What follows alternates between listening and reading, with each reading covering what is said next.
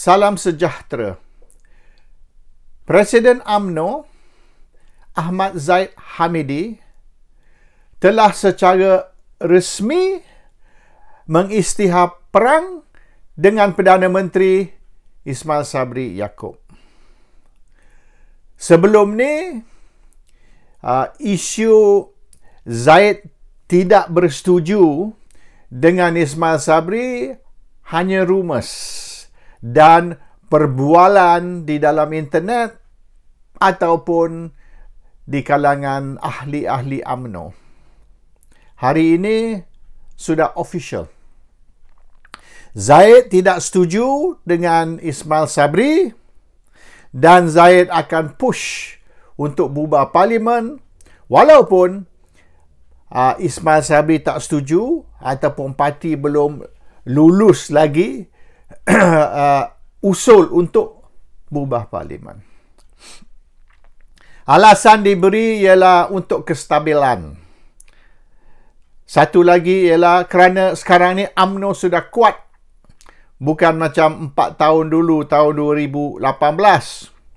Jadi, perlulah UMNO ni mengambil inisiatif untuk mengadakan pilihan raya serta-merta supaya dalam keadaan UMNO kuat ni mereka boleh sapu 2/3 ataupun lebih kerusi parlimen. UMNO juga tahu pembangkang lemah dan ramai dari Pakatan Harapan tidak lagi terima Anwar sebagai bukan saja pemimpin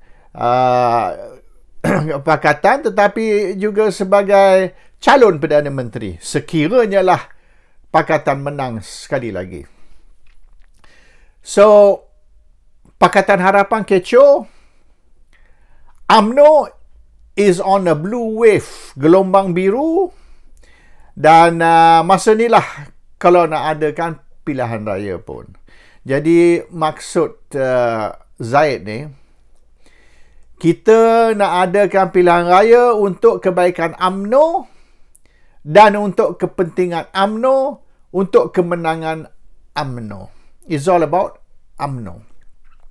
Tapi tak bolehlah mereka kata kita nak adakan pilihan raya oleh kerana akan menguntungkan UMNO.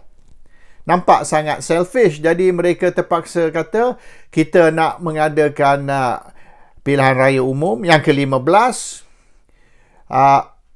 supaya kita boleh mencapai kestabilan dan di dalam kestabilan senang kita nak jaga kepentingan rakyat. Jadi isu dia pilihan raya umum yang ke-15 atau snap general election ialah untuk kepentingan dan kebaikan rakyat. Tetapi di dalam mesyuarat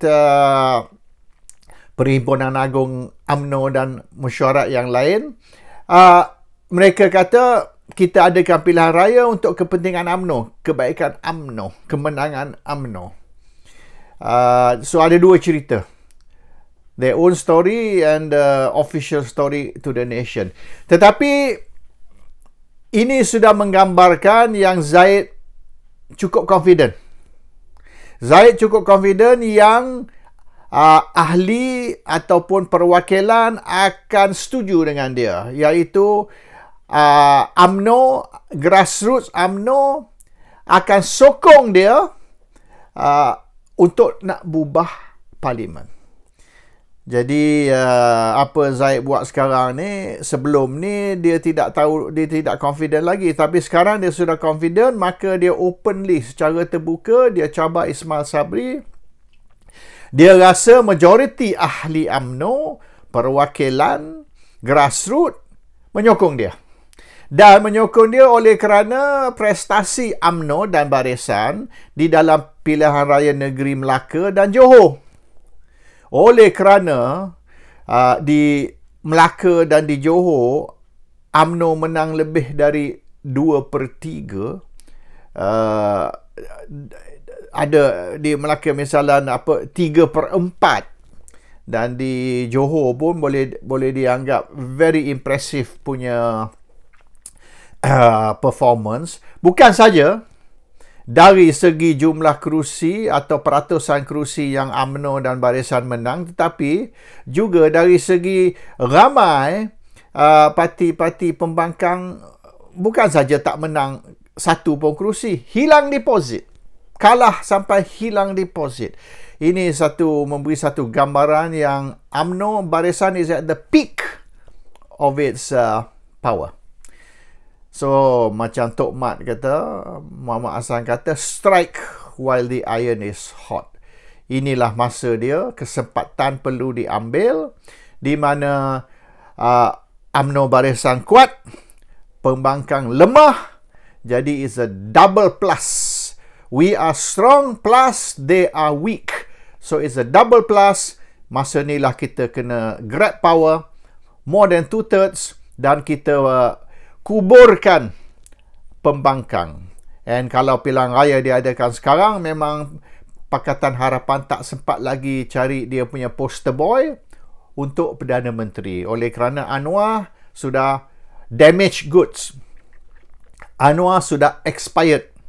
Tetapi pengganti kepada Anwar belum lagi mereka dapat pasti. So while they are still in confusion, masa dia orang masih dalam keadaan kekeliruan dan pening, tak tahu nak buat apa, masa tu kita semelih mereka. Dari segi political strategy, betul. Saya tidak nafi. Dan kalau kita baca The Art of War oleh Sun Tzu, dia pun kata sama. Dalam keadaan musuh kita ni confused, musuh kita ni boleh katakan disunited, musuh kita ni dalam keadaan kekeliruan, masa tu lah kita masuk, kita bunuh mereka. Go in and finish them off. Tetapi isu dia bukan saja dari segi strategi politik ataupun strategi cara mana nak menang pilihan raya. Itu memang, that's the way lah. Tapi the problem is kekecohan dan perpecahan yang akan berlaku di dalam UMNO. Sebab secara terbuka, di atas pentas, melalui media, mereka openly hentam Ismail Sabri.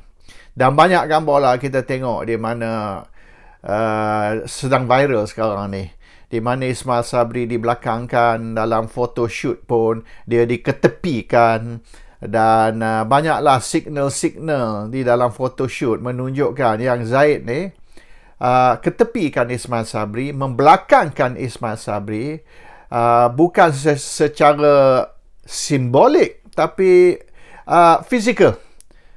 Maknanya masa nak tangkap gambar tu, Zaid push Ismail Sabri ke belakang ataupun push ke tepi, tak bagi dia duduk di tengah-tengah untuk ambil gambar, dan macam-macam lagi. Saja dia buat perkara ini untuk nak memalukan Ismail Sabri dan memberi signal kepada rakyat Malaysia dan juga ahli UMNO yang saya tidak lagi sokong Ismail Sabri, saya dan Ismail Sabri tidak lagi share the same stage. In fact, I push him off the stage when we are taking photo. There is a signal, the message Zaid beri kepada rakyat dan kepada ahli UMNO. So it's open war. Peperangan terbuka di antara Zaid dan Ismail Sabri.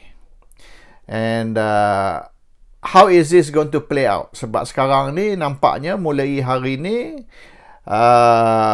Zaid pun telah kata ini penderhaka, traitors, penderhaka kepada perjuangan UMNO, dan beberapa pemimpin di dalam UMNO yang menderhaka kepada UMNO atau perjuangan UMNO. So he openly said there's traitors within the UMNO leadership.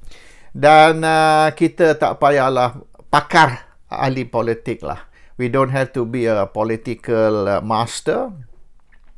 Kita sudah boleh baca yang sudah wujud di dalam UMNO. Sekali lagi, sama macam 98 dulu, ataupun 87 Dan kali ini, kali yang ketiga, sudah wujud Tim A dan Tim B. Dan Tim A ni ialah Ismail Sabri dan menteri-menteri kabinet, pemimpin-pemimpin UMNO yang menyokong keputusan jangan bubar parlimen. Dan di dalam Tim B ialah Ahmad Zahid Hamidi dan pemimpin-pemimpin yang menyokong cadangan parlimen perlu dibubar supaya pilihan raya umum ke-15 secara tergempar perlu diadakan. Alasan dia official ialah UMNO very strong sekarang ni at the height, dan pembangkang very weak at the moment, very low, dan pembangkang pun tak boleh setuju siapa pemimpin dan calon Perdana Menteri mereka. So dalam keadaan sekarang, inilah masa dia untuk UMNO membunuh, pembangkang dan grab more than 2/3 of the parliament seats. Bagi rakyat yang inginkan balance of power, yang inginkan power sharing, yang inginkan checks and balances, ini semua tidak akan dicapai oleh kerana parti yang mempunyai lebih dari 2/3 dari kerusi parlimen, yang tidak perlu share power ataupun tidak ada balance of power, maka mereka boleh buat apa saja mereka nak. There's nothing you can do. Balik ke zaman Tun Dr. Mahathir Mohamad, di mana Malaysia was ruled by a dictator. So we are turning the clock backwards. We are going back to the era of power corrupts, absolute power corrupts absolutely. That is the fate sekiranya parlimen dibubar dan betul UMNO menang lebih dari 2/3 dari kerusi sebagai macam mereka berkata, maka that is good news for UMNO, bad news for the opposition, and even worse news for rakyat Malaysia. Salam sejahtera.